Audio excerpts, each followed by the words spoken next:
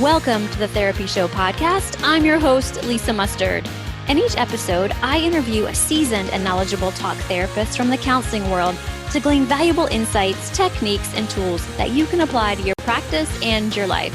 And if you're considering a career in the counseling field or just want to hear about what it's like to be a talk therapist, then this is the podcast for you. In this episode, Steve Bisson, licensed mental health clinician, shares why it's important to be vulnerable and how to be your most authentic self in the therapy room. Steve is a therapist and coach in Massachusetts, plus he's the host of the Finding Your Way Through Therapy podcast. But before we dive into the episode, I wanted to make sure that you heard the news. I'm releasing episodes twice a week now, one on Wednesday and then the other on Saturday. These new episodes that come out on Saturdays are aimed at providing you with practical and actionable steps that you can take to level up your mental and emotional health.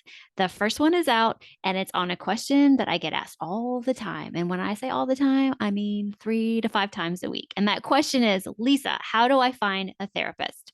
If you have suggestions on topics that you'd like me to cover, feel free to send me an email at lisa@lisamustard.com or find me on Instagram at Lisa Mustard Podcaster and send me a DM. Be sure to subscribe to the podcast on your podcast player of choice so you'll be notified when my new episodes drop.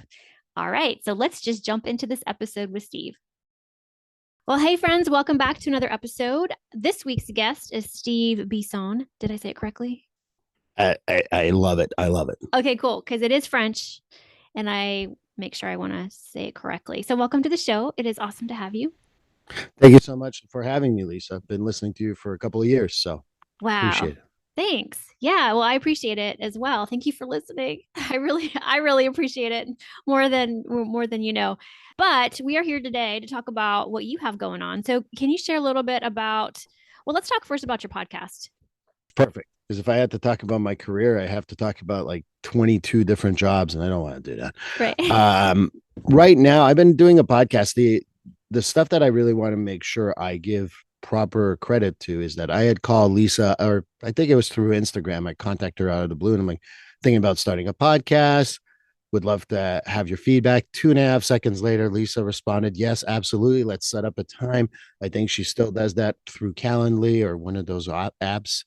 But we spent 15 minutes just talking about what to do and what you need to set up and how to go after those one of my friends call them gremlins in your head that says you can't do it, you can't do it. And we talked about just being yourself, doing things that you enjoy, and just making your podcast yours, because that's what I've done. That's what you had said to me. So I think 2 months later, I release in May of 2021, Finding Your Way Through Therapy to podcast. And since then, I'm up to probably episode 78 or so. If you want to go check it out, please do so. Had Lisa on probably a week or two before this one is going to be released. So perfect timing. But just really enjoy doing the podcast. One of the things I've learned through the podcast is that I listened to the first few ones. I think you mentioned on your podcast a few weeks ago. I sound so robotic and so boring. And Lisa really helped me because she also got me the editor that I have now. And she has been very good. She's given me feedback. I love an editor that gives you feedback of what you can or cannot do. So it's only gotten better since. And I think it's can continue that way. But the one thing that I think was difficult for me originally was that how do I be myself with getting an audience? And that took a lot of vulnerability, and that was a little rough for me at the beginning. Yeah, no, and you and I talked about that quite a bit, I think, on your episode where I'm a guest, and I struggle with being vulnerable quite a bit. But first of all, thank you for I don't know what you call it, the shout out or I appreciate it. I'll always listen to yours when it's released. Thank you. Oh my gosh.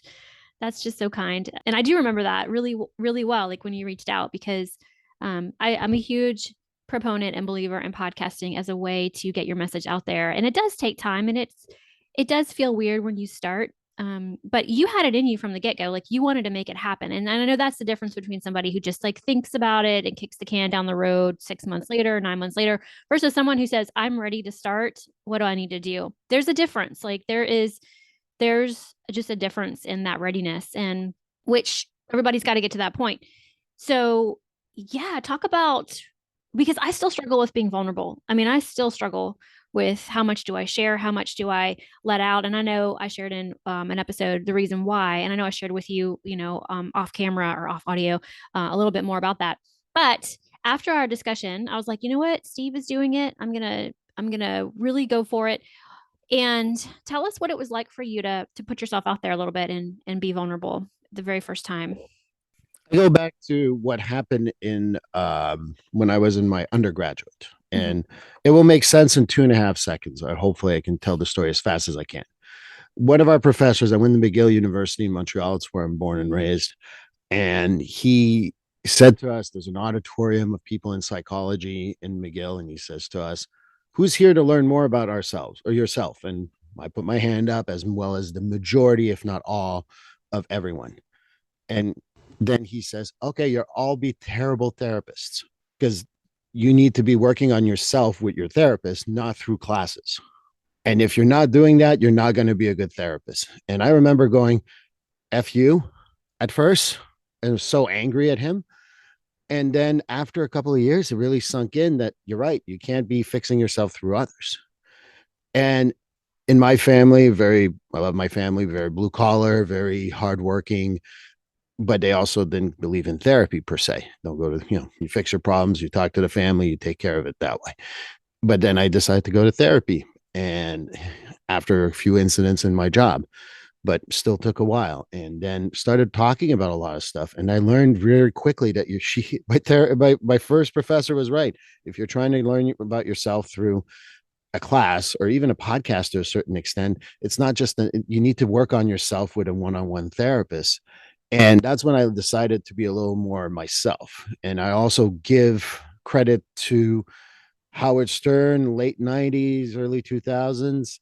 And if you don't like Howard, that's fine. But the one thing that Howard said in his movie, if you ever saw Private Parts, and I don't get any plugs for this, I'm just saying, he says, I just got to be me on this radio show. And whether you liked him or hated him, he was himself, and that he was authentic. That's why a little bit of what's happened in the recently with Howard Stern is that he's not as authentic, in my opinion. And that's been a little difficult for him. But being vulnerable was so important because, no one can take your story away. Mm-hmm. I talk about, you talk about being ready for doing the podcast. And I remember talking to my therapist. She's like, okay, set a preparation time for 3 months. But after 3 months, whether you're ready or not, you just press record. Mm-hmm. And my therapist had said, you sometimes jump to the end. You didn't do it this time. Now you're getting in your head and you're not doing anything. And I openly talk about my therapy. I openly talk about a lot of different things. There's a few subjects that are not my vulnerability. I think I go back to something that there's privacy that exists in this world, and I'm not willing to talk about other people, and Mm-hmm. I'm not willing to talk about my kids. And that's not vulnerability missing. That's just they didn't ask to be on this podcast. They never ask anything. So I'm not going to put anyone else but myself out there.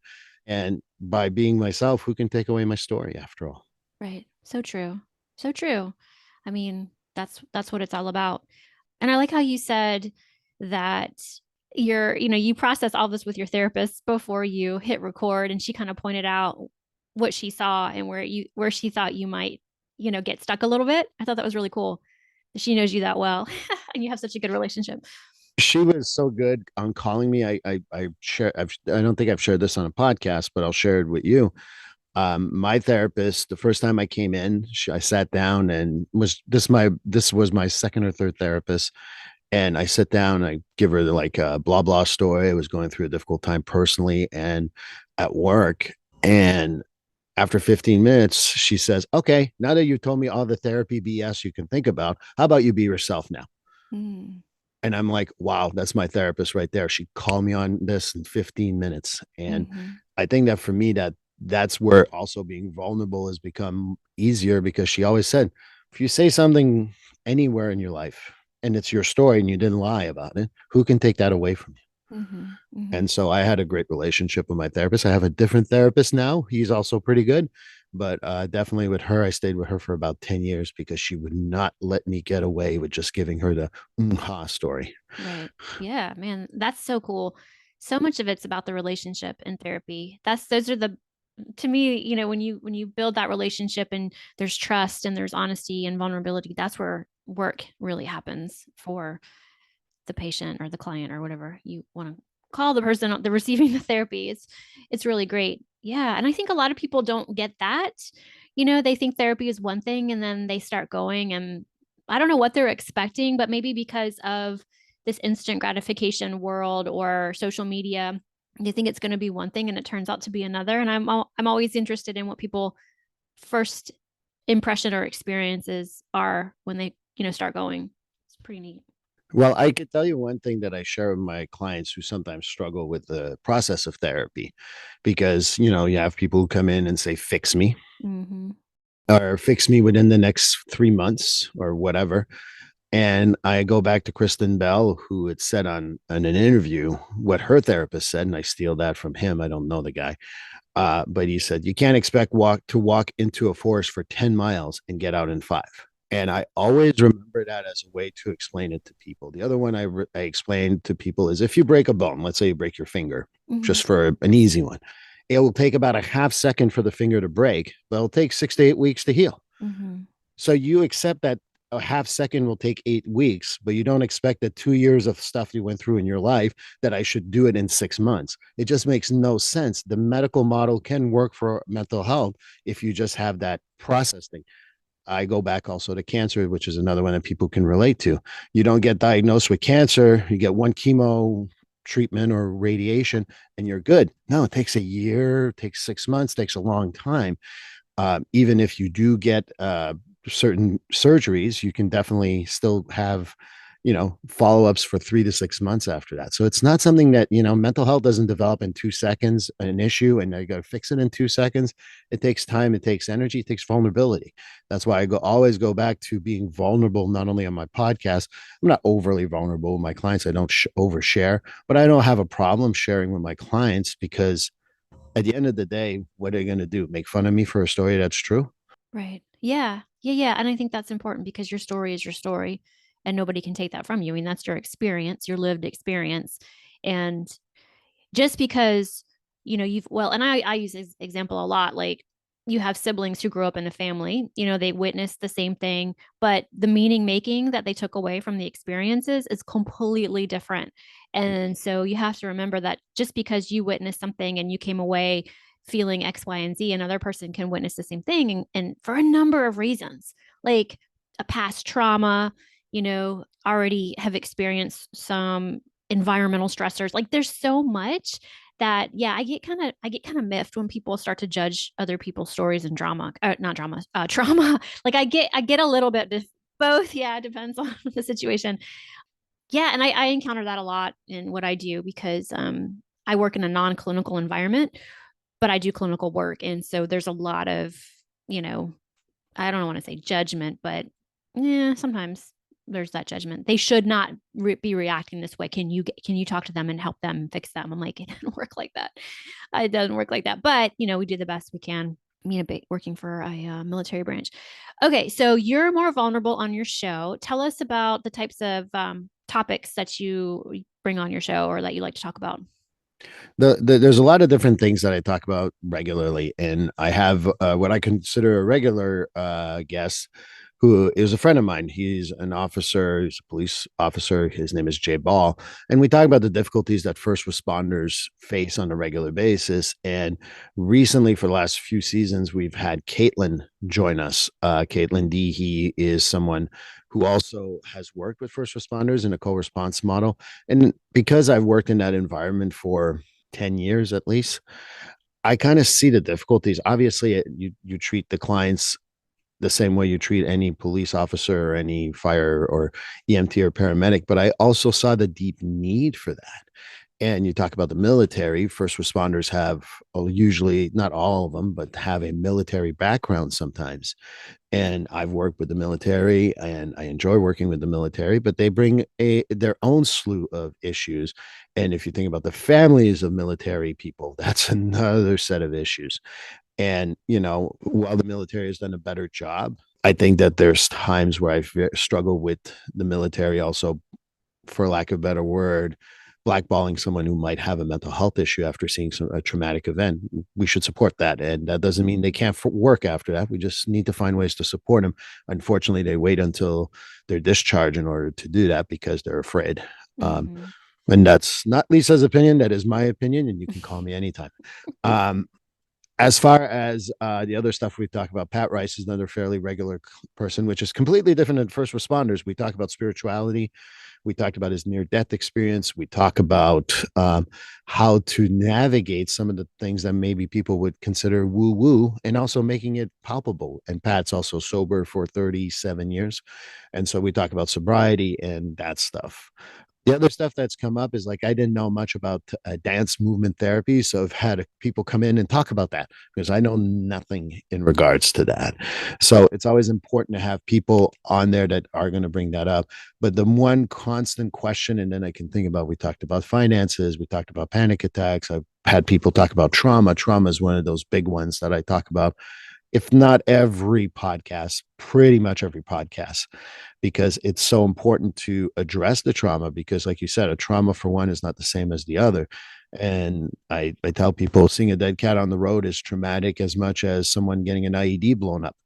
And people say, well, that's different. No, it's the same because it's how it affected you. It's not about what you saw and how bad it is. It's about how it affected people. So we can't judge people's trauma. So I think I pushed that in the podcast a whole lot.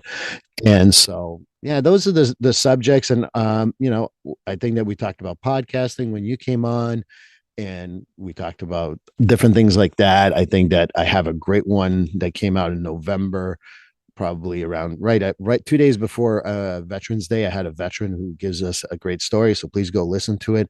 Very, very, very good.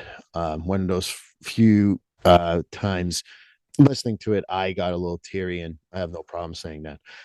So hopefully people can go listen to that. But yeah, I'm just open to talking about so many different things. But the constant question for most people for every podcast where I have an interview is, have you ever been in therapy? Because that's what finding your way through therapy is all about. And then I talk about their experience in therapy, how it was, the issues maybe they had, or maybe their resistance. So that way, whoever's listening hopefully can think about, hey, therapy might be good for me, or coaching, which is something I also do. Mm-hmm. Mm-hmm. Very cool. Yeah, I like how you bring in that question for have you been in therapy on your show. I think that's pretty neat. Yeah, tell us about your coaching. So, what does your coaching entail? One of the things that I found in coaching is we talk about, there's a lot of life coaches, there's a lot of people who can help you with different things, but emotional management never comes up. And to me, emotional management is so key for future relationships and get healthier. So the basis of my coaching is that, not like today, thinking about our podcast today, I love Lisa. I've worked with her a few times now and really enjoy her. But that didn't mean I wasn't a little nervous about this recording and what how it is going to sound or what am I going to say. So there's maybe some fear and in there, and I had to observe that fear and just say, hey, just face it head on. That way, it doesn't take you over. So I think that in emotional management coaching, you learn to look at every situation and see it as several emotions that you have, trying to identify those emotions as well as realizing which one you default to, which is one of the things, without being too overly general. Most people want happy and they don't want any other emotion, which is just absolutely nuts to me. And we need to learn to work on that. And men sometimes default to anger to have more control over a situation, and that's an overgeneralization, and I understand that, but just in general. And maybe they have fear behind that anger, and talking about like how you're going to deal with that fear in the future. I also think that women sometimes turn to sadness because that's, again, socially acceptable. Overgeneralization, fully understood. But at the end of the day, it's learning that your sadness may hide, surprise or disgust or other emotions, and then not always defaulting to what's comfortable, but rather addressing them all. Right. Yeah, that's really important. I like how you said or shared, the primary emotion and then the secondary emotion, because I think that's so true.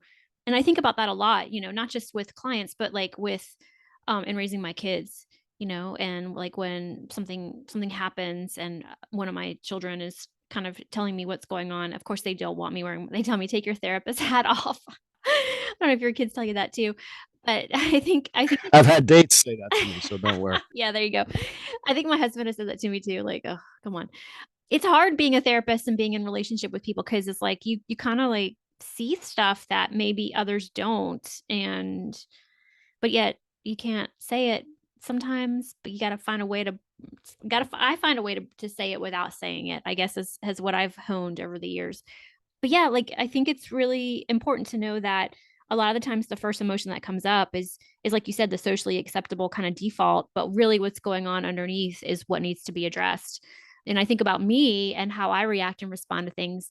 I kind of go to anger, but then underneath anger is usually fear of something, something a fear-based reaction. So I'm very in tune with my anger or like why I'm so quick to kind of like get a little miffed. And yeah, I don't think people pay attention enough to that, I really don't. And that's why I think that coaching around that so you can work on your future relationships so that you don't let the default primary emotion always take over, but realizing that there's, like you said, secondary emotions Mhm. and really addressing those because your fear may not be about the situation itself. It may be fear of the consequences of what's going to happen. And so anger is going to be your default, but fear may be the primary leader at the end of the day. Right. Yeah. Okay.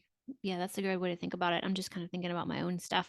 And I always share with people, it's so important that when you really, the first step is awareness, that you're doing this. And once you have that awareness, you can work with that, right? A lot of people don't seem to really want to be aware or choose to be aware. It's easier just to kind of let that default happen for whatever reason. Like I said in my podcast, we talk about spirituality. I think that when we just react to the world, we may not be embracing our spirituality. And that's another thing that I really kind of remind people not believing in anything, that we're dead and there's nothing else afterwards. And what do they call that? Agnostic? I think so. I'm not I'm sure. not sure. But that's still a belief system. Hmm. And that what are you going to do with your life now? And how are you going to manage those emotions? Because once you're dead, you're dead. That's what you told me. And so, and even if you believe in a, heavenly world or what have you, then what are you going to do to achieve that? And how are you going to work on those emotions, not to default to the ones that are more comfortable for you and may take a negative toll on people around you. So I think that when you embrace your emotional management in the future, as well as looking at your spirituality and guide it with that too, it can be significantly better for most people. It's just getting in touch with it. And it's hard. I think about the wheel of emotions. And you said being a kid, having kids and being a parent. I remember seeing a meme that said, being a parent means you go through the wheel of emotions twice before 9 a.m. And I always thought, like, yeah, that's pretty accurate, actually. Oh yeah, sometimes 3 times if you've got teenage girls. Yeah. Oh, yeah. Yeah. So how do you help your kids with that? Like, how do you help your kids with the emotions and then, the spirituality piece? Like, what do you do? I definitely, the spirituality, I just let them embrace whatever they believe in. We've had conversations, but I've never imposed anything because I grew up in a Quebec where they kind of imposed the Catholicism on you. Mhm. I'm no longer bitter towards Catholicism, but definitely created bitterness because it was imposed on me. So we've had different discussions. My kids know I embrace Buddhist principles and I'm a pretty traditional Buddhist, and in the sense that I think that once we're no longer here, we're no longer here. So you really need to embrace life as it is here and being mindful in how you deal with that. And sometimes when my kids react strongly, I'm able to talk to them like, is there another fear with that? Is there another emotion? Is there another thing that's going with that? And we try to talk about it. And teenage girls go, why are you being a therapist? So I know how that feels too. And sometimes they'll come to me and we'll address it privately. And again, I'm not perfect. I don't, as a therapist, most people like, oh, your kids must be really stable. I'm like, I'm not stable. Like, how can my kids be? And I think that what I found is to just be able to sometimes even apologize to my own kids because I'm not perfect and I never will be. And I'm okay with that. Yeah. But I still strive to be as middle ground as I can and then work with the emotions that they have and then the words they have for those emotions. Because I think that when my kids say, I'm angry, I said, what are you angry about? I'm angry. Now tell me what that means. And, it could be me, it could be something that happened at school, could be different things, but being able to address the emotion and identify it and what caused it sometimes is so difficult because, as we know, the prefrontal cortex is not developed till age 25 or so. It does start working in the teenage years, but because of that, that's why kids are difficult in their teenage years.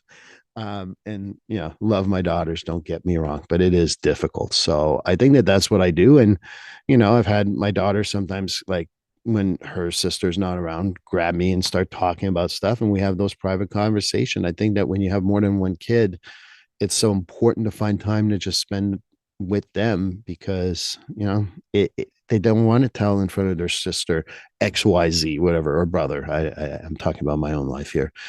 And so I think that sometimes finding that time alone is key. And sometimes I'll say, hey, do you want to talk alone? We'll get in the car, we'll go for a ride, and sometimes we have those conversations there. And sometimes the best conversations are when we're not looking at each other, frankly. Yeah. Yeah, that's true. That's a really good point. I think that's kind of how it goes in my household with one of my daughters.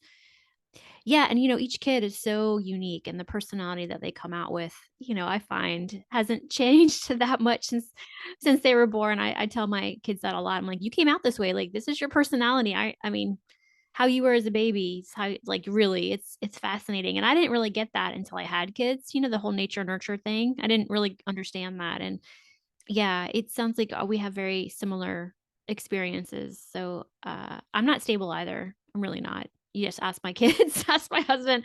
I'm not stable. I mean, I say that like kind of jokingly, but I'm not perfect and I don't claim to be perfect. And I definitely have my moments. I had moments over the weekend. And like I said, as long I just go back to being aware of the moments, and I'm processing. I feel like I process all the time, quietly as to what's going on. And then I choose how I want to show up in the next moment, or the next shared lived experience with family members. And sometimes it's easier than others depending on who's around. But yeah, it's a challenge when I enjoy, but I embrace it and just know that this is where I'm at, like, in my life, is doing, raising children and being married and having a career. And it's gonna change eventually, things are gonna shift, they're gonna move out of the house, and then the next chapter, and that's gonna be a whole other adventure, right? Yeah, okay. Man, I love this conversation. We've covered a lot of different things. So if someone is interested in learning more about your coaching, how would they connect with you? There's several ways to connect with me. My website is steve-bisson.com, and that's BISSON.com. You can find me on Instagram at real Steve Bisson, and you can send me a direct message there.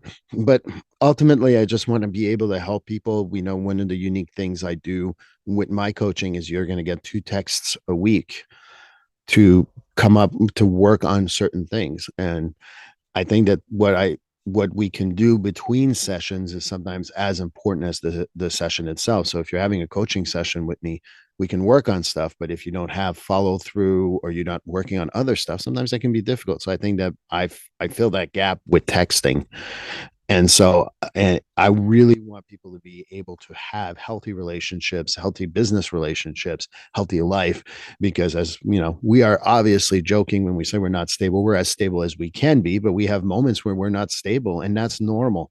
Mhm. And once you embrace that in general, I think that that's what I do through coaching and being able to, there's different packages. Obviously, we can do sessions, we can do texting only, we can do both. And Mhm. obviously, contact me for any of those prices, or you can go to my website, which is going to be great.